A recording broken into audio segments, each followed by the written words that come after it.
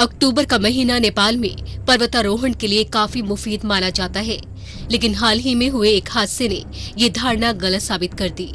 नेपाल में आया बर्फीला तूफान, जिसे अब तक के सबसे खतरनाक तूफानों में से एक माना जा रहा है, इसने बहुत से पर्वतारोहियों की जान ले ली। हादसे में उनके गाइड, जो नेपाल के स्थानीय शेरपा थे, वो भी मारे गए। हादसे के बाद 100 से ज्यादा लोग अभी भी लापता हैं। ऐसा अंदेशा है कि उनमें से अब तक शायद ही कोई जीवित बचा हो। A lot of people, we think everybody knows about this, but a lot of people don't know. Well, just go do what they want, which is trekking in Nepal. It's a big attraction to people outside Nepal.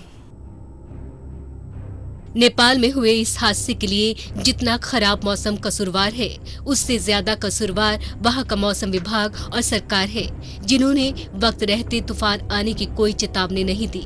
वैसे दुनिया के सबसे गरीब देशों में से एक नेपाल में मौसम के बारे में सटीक अनुमान लगाने वाले उपकरण काफी गिने चुने हैं। हालांकि अब नेपाल के प्रधानमंत्री ने वेदर वार्निंग सिस्टम लगाने का वायदा किया है।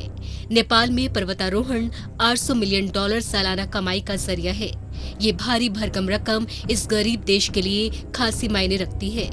हादसे के बाद नेपाल में पर्यटकों की तादाद में कमी आई है। बहुत से पर्वतारोहियों ने अपनी बुकिंग कैंसिल करा दी है। अभी तो शुरुआत का समय है। शुरुआत के समय में जो आदमी आता है ना, शुरुआत में ऐसे होता है, तो आने वाला आदमी तो बहुत है, वो तो सभी कैंसिल कर लिया है। वही फर्क पड़ रहा है।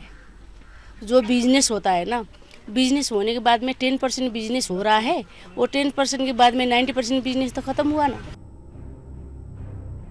नेपाल तिब्बत सीमा के पास हुए इस हादसे में बहुत से गांवों का भी नामो निशान मिट गया। इनके बारे में वहां की सरकार को भी ज्यादा जानकारी नहीं है। दरअसल पर्यटकों की तरह नेपाली लोगों को पहाड़ी क्षेत्र में प्रवेश के लिए रजिस्ट्रेशन नहीं करवाना पड़ता, इसलिए उनके बारे में सही जानकारी मिलनी मुश्किल हो रही है। इस साल अप्रैल में सबसे ऊंची पहाड़ी चोटी माउंट एवरेस्ट के समीप हुए हादसे में 16 शेरपा मारे गए थे। लगातार होते हादसों ने नेपाल में पर्वतारोहण के भविष्य पर सवालिया निशान लगा दिया है।